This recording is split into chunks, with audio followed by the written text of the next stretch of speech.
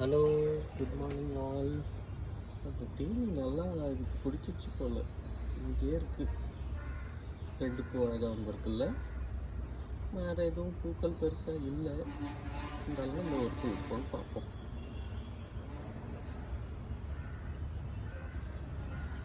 Colour நல்லா இருக்கு. இந்த முகங்களுக்கப்போ இட் வில் டேக் டைம் போல். Let's wait. ஆக்சுவலி இந்த செடி நல்லா வந்ததுன்னா சூப்பராக இருக்கும்னு நினைக்கிறேன். பேர் நான் சொல்கிறாங்க சங்குப்பூ. நைஸ்.